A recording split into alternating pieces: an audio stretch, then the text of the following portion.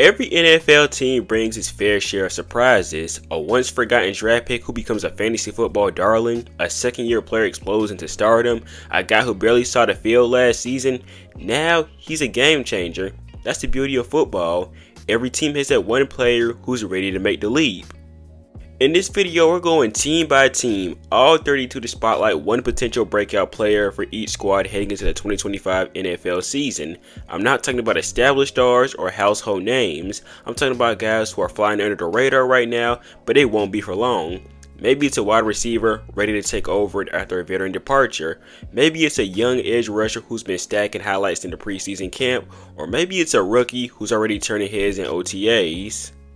Whether you're looking to get ahead in your fantasy draft, flex your football IQ, or just get hyped for the upcoming season, this is the video for you. So buckle up and let's get into the breakout player for every NFL team in 2025. We're going to start with Marvin Harrison Jr. in the Arizona Cardinals. Now, Marvin Harrison Jr., in my opinion, didn't really have a really bad rookie year, but there were a lot of people who were pretty disappointed by what he did last season, despite the fact he had 885 yards on 62 receptions and 8 touchdowns. Now, if you look at that, that's not a really bad season. However, a lot of people expected more out of Marvin Harrison Jr., especially considering what guys like Ladd McConkey, Malik Nabers, and Brian Thomas Jr. did. But a lot of people just look at the numbers and don't look at the context behind a lot of Marvin Harrison Jr.'s stats. In some of these games, Kyler Murray wasn't exactly playing all that perfect, and he overthrew Marvin Harrison Jr. a lot. Not to mention, the Cardinals also play an offense where they prioritize the run over passing most of the time. So obviously, your numbers aren't exactly going to be big in the receiving game if the run game is more of a priority in the passing game. Personally, what I think is the key for Marvin Harrison Jr. truly breaking out next season is they got to prioritize him more. Kyler Murray's got to look towards his way and actually get the pass to him. It's not about Marvin Harrison Jr. necessarily getting open. It's about him actually being able to catch the ball. And last year, he wasn't really able to do that. For the most part, I feel like a lot of people that saw Marvin Harrison Jr. in his stats last season just said, okay, he doesn't have over 1,000 yards, okay? He didn't do better than Malik Nabers, Brian Thomas Jr., and Ladd McConkey. That's disappointing, and they didn't look at the context behind these stats. So I think in my opinion, if all goes well, Marvin Harrison Jr., he will have over 1,000 yards next season. I think he'll be one of the better receivers in football pretty easily. It's just a matter of Kyler Murray can get the football to him.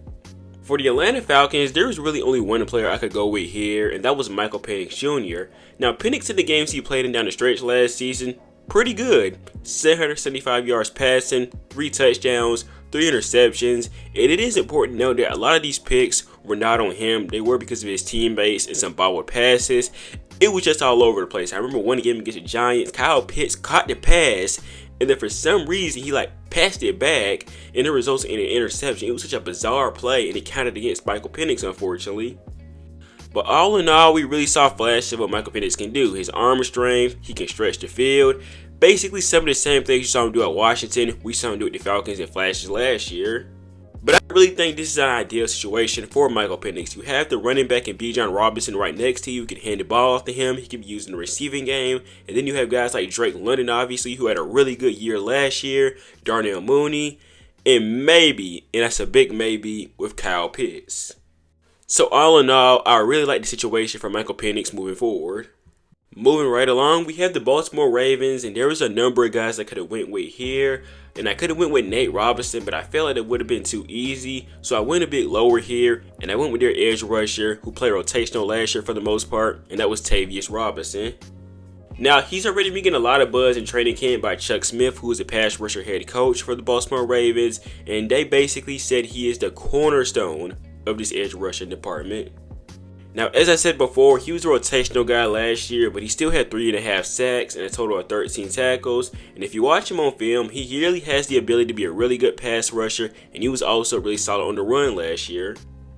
And you also have to consider this. Kyle Van Noy, I think he's still a really good player despite his age, but he's also getting a lot older. And we all know the Ravens, they are not afraid to look towards the future. And I think we'll start to see Tavius Robinson get a lot more snaps in 2025 with Kyle Van Noy obviously not getting any younger. And honestly, if you really want to develop as a pass rusher, I really don't think there's a better team to be on right now than the Baltimore Ravens, who are really great at developing pass rushers for some reason. For the Buffalo Bills, I went Keon Coleman. Keon Coleman was pretty solid last year during his rookie year. He had 29 catches for 556 yards and 4 touchdowns in 13 games on 57 targets. Overall, he was pretty good, but the one thing he has got to clean up is his drop problem last year. He was 8th highest in the league in drops in 2024.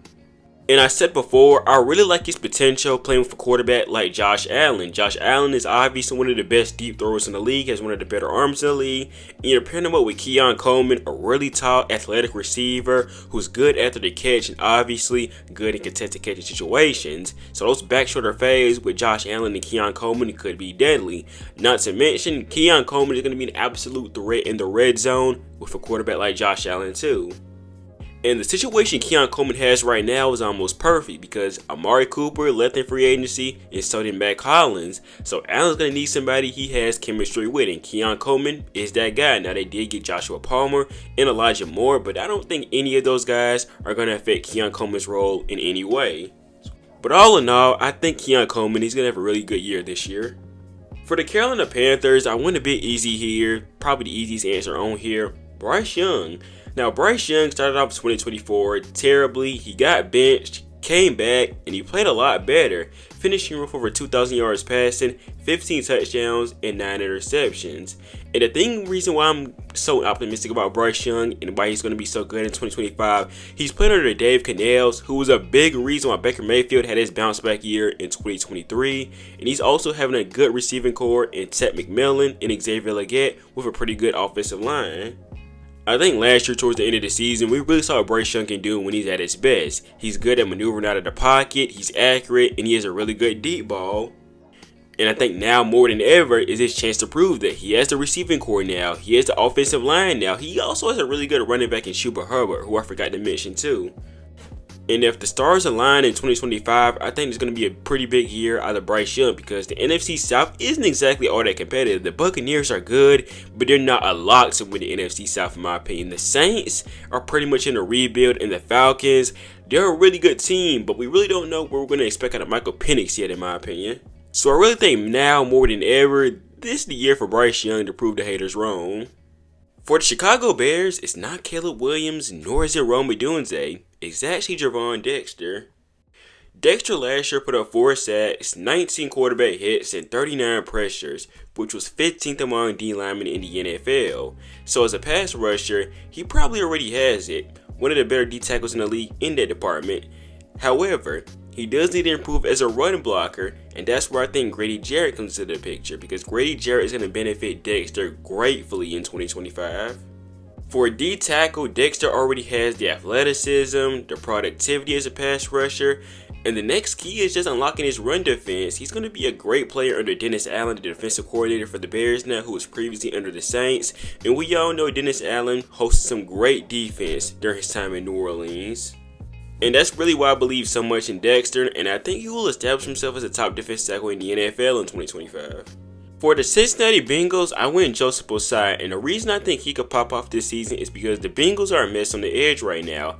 Trey Hendrickson is in limbo, and their first round pick, Shamar Stewart, hasn't even signed his contract yet. So the edge department is everywhere right now for the Bengals. But Ossai last season was solid. He had 5 sacks, 41 tackles, 31 pressures, and 2 forced fumbles.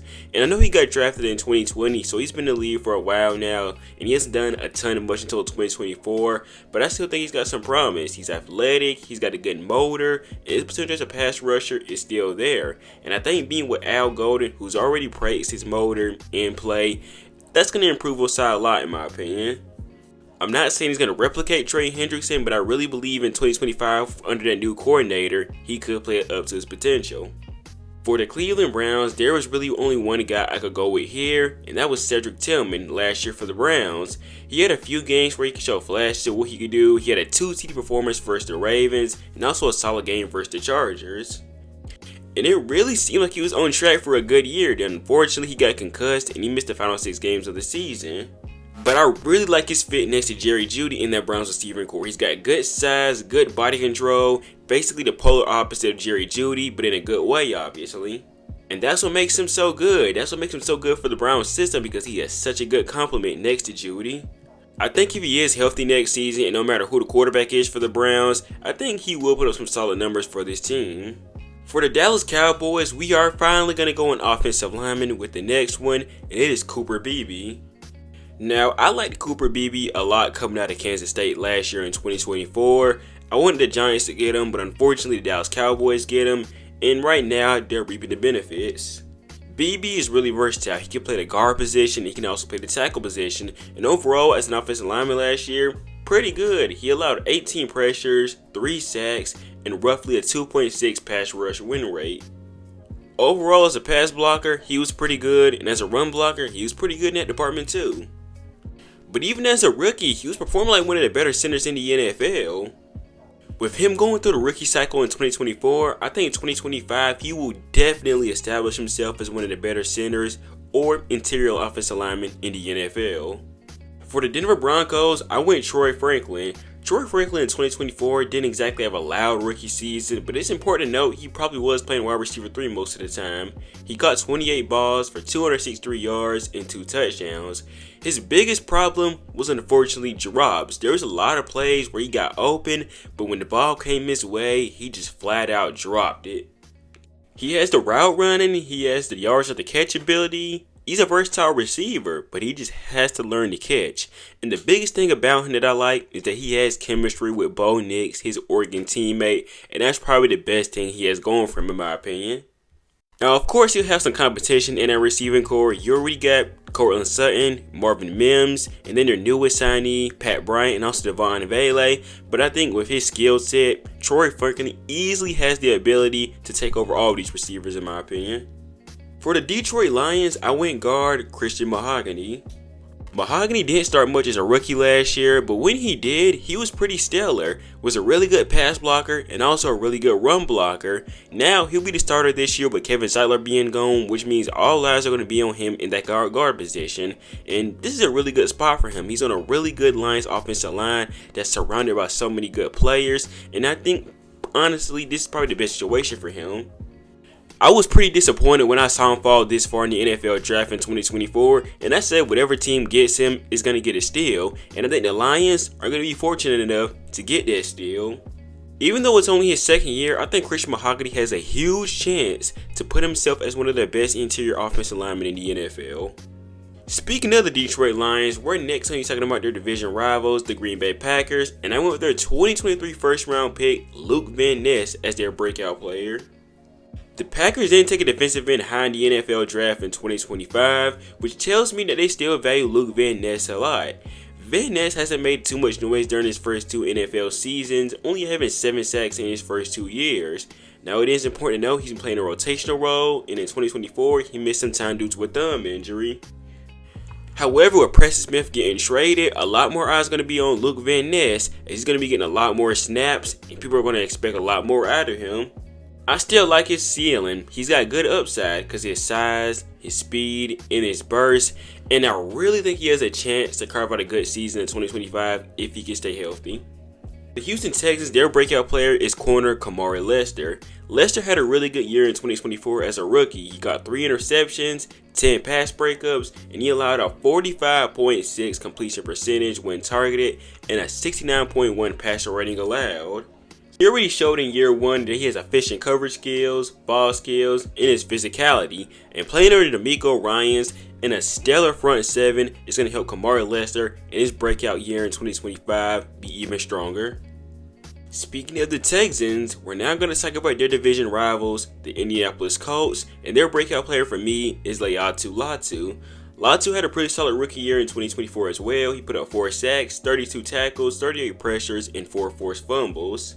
Now, the run game is something he has to work on a bit, but as a pass rusher, he's already shown that he's disruptive, he can cause turnovers, and I would not be surprised in 2025 if he has a double-digit sack season. He's going to be playing under head coach Lou Romano. Lou Romano was a big reason why Trey Hendrickson was doing what he did. Trey Hendrickson had double-digit sack seasons every year he was there because he runs a pressure-heavy scheme. So that means Laiatu's going to be playing under that same scheme. And like I said, it would not be shocking if you see 10 sacks out of this dude in 2025. Sticking with the AFC South one more time, for now, we got the Jacksonville Jaguars, and I went with defensive back Jerry Jones. Now, some of you might remember Jones for the guy who got absolutely hurdled by Saquon Barkley, but let's give this guy his respect here. The Jags defense last year was pretty miserable, but Jones was a bright spot on that defense. He recorded 40 tackles, 6 pass breakups, and 1 pick. He also allowed 45 catches, allowing a passer rating of 86.6. Now, that might be bad for a veteran, but for a rookie, that's not terrible. I've seen really worse than that.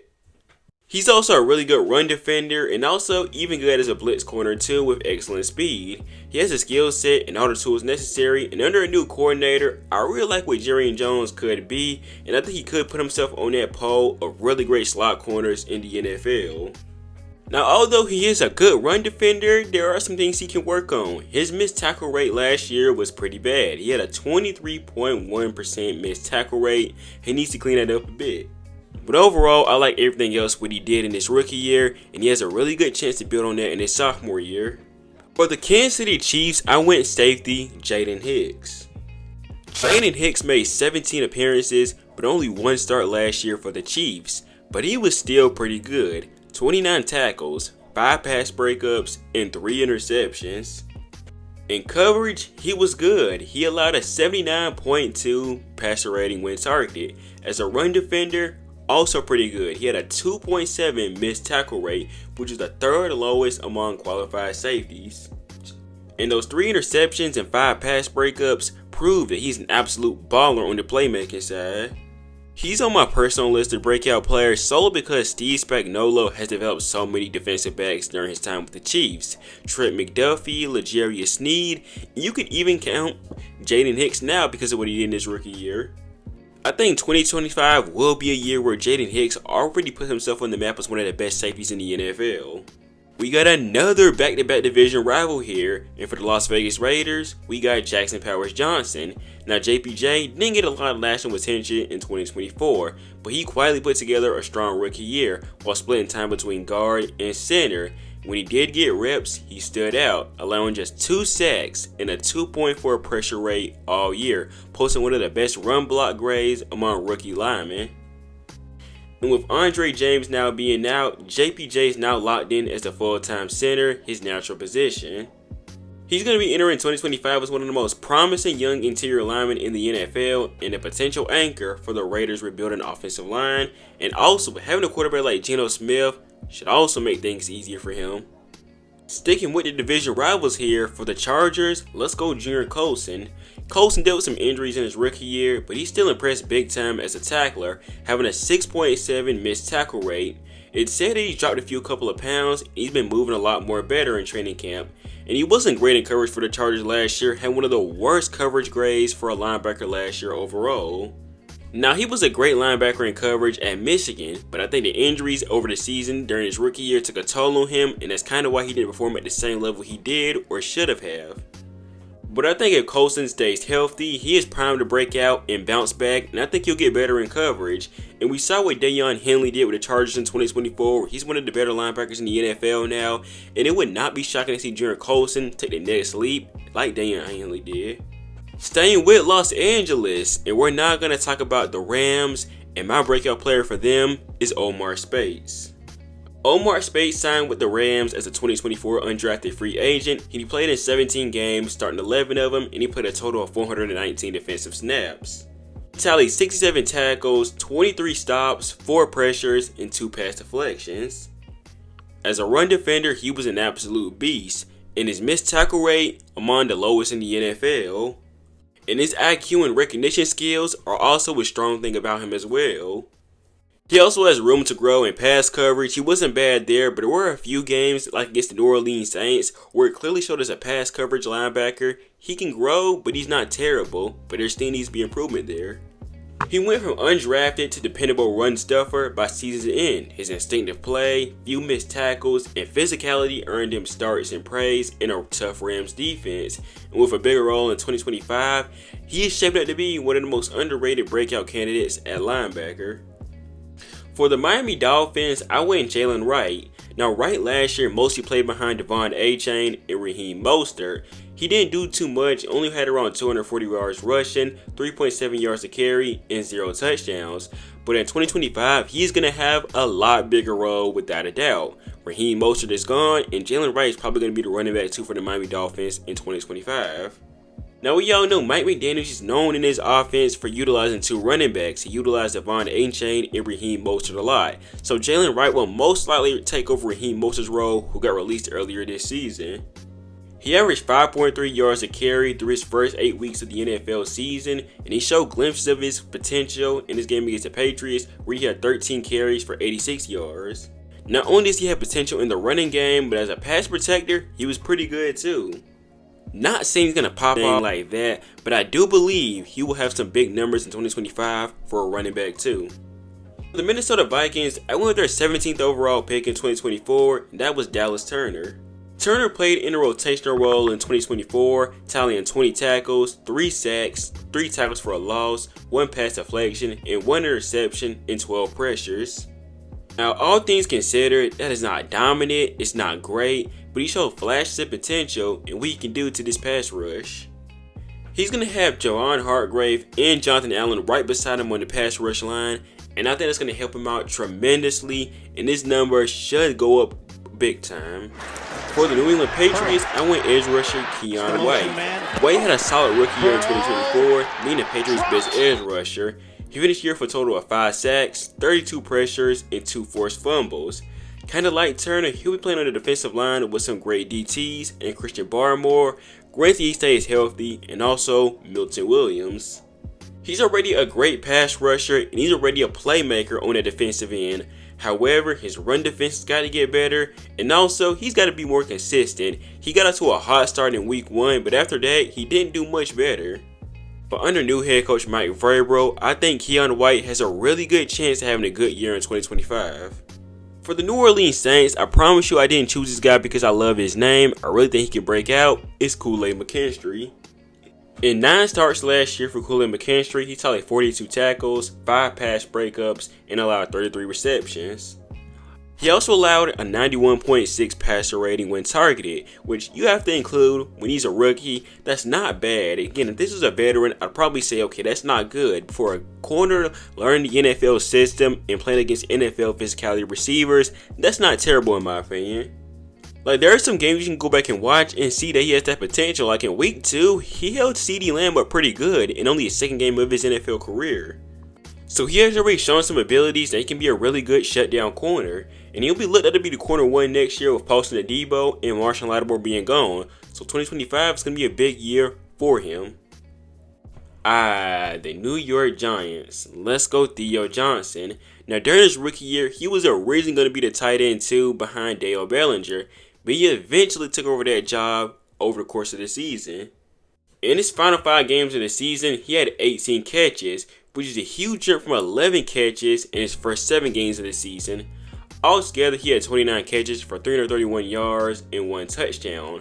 With his rare size and speed, it's not hard to see why a lot of people are high on Theo Johnson. He's also going to have a way better quarterback at his disposal with Russell Wilson, so I think it's a huge benefit for him as well. And they're going to need somebody else outside Malik Neighbors to step up, and I really like what Theo Johnson can possibly do for him. For the New York Jets, we have Braylon Allen, and I was really high on him coming into the 2024 draft because he was so young and had so much potential. And I said he could compete for running back 1 position, and it seems to be happening. Now, Allen slowly got more snaps in 2024, and he was pretty good in that span. He rushed over 500 yards on 5.1 yards per carry and 4 touchdowns. To go along with that, he is also a pretty good run blocker, better than Breece Hall, by the way. Now, even though he's probably going to be the running back 2 on this team, I like what he can do because the Jets brought in Tanner Engstrand, and he will probably run a system similar to the Lions, where the Lions use both David Montgomery and Jahmyr Gibbs. We can see both Breece Hall and Braylon Allen get significant snaps and significant carries, so I still expect Allen to have some pretty big numbers, similar to what David Montgomery did for Jahmyr Gibbs, which I still think is pretty good. And I think regardless, he's going to have a big season for the Jets this year. For the Philadelphia Eagles, I went edge rusher Jalen Hunt, who's going to have some big shoes to fill with Brandon Graham retiring and Josh Sweat leaving in free agency. Hunt mostly played in a rotational role last year for the Eagles, playing in 16 games, telling 21 tackles, 1.5 sacks, and 2 forced fumbles with a pass defended. He has been praised for his athleticism and also his playmaker instincts with those 2 forced fumbles and half a sack as a rookie. He's projected to be the starter for the Eagles in 2025, and I think it wouldn't be surprising to see this guy have around 7 to 10 sacks next season. He had a pretty good postseason where he had 1.5 sacks and a forced fumble, so I do believe that this guy is ready to start and get some full-time rotational roles. For the Steelers, I went with 3rd round pick in 2024, and that was Peyton Wilson. He started 4 games last year out of his 17 games played. He tallied 78 tackles, 3 for a loss, 4 pressures, 1 forced fumble, 2 pass deflections, and 1 interception. He had a missed tackle rate of 7%, and in coverage, he allowed just a 71.8 passer rating allowed. That was among the best among NFL linebackers. He's already one of the best coverage linebackers in the NFL, even though he hasn't played a full season yet, and as a playmaker, he's already got that instinct. Now as a run defender, there's some improvement he needs to be made, but overall, he's not bad there either. And with Landon Roberts being gone, more than likely he will get the spot next to Patrick McQueen, which means he'll get a lot more production out of him in 2025, and with Patrick McQueen also being there, he's going to have a lot more room to grow. Do not be surprised if this guy ends up being one of the best linebackers in the NFL next year. For the 49ers, I'm going defensive back Renardo Green, who will have to replace All-Pro corner Charvarius Ward, who led the free agency this past year. Last year, Green tallied 61 tackles, 13 pass defended, an interception, and a forced fumble. He also had a 60% catch rate and an 88.2 passer rating when targeted. Early on, he has shown that he has sticky coverage skills, and he has the potential to be a really good playmaker for a defensive back as well.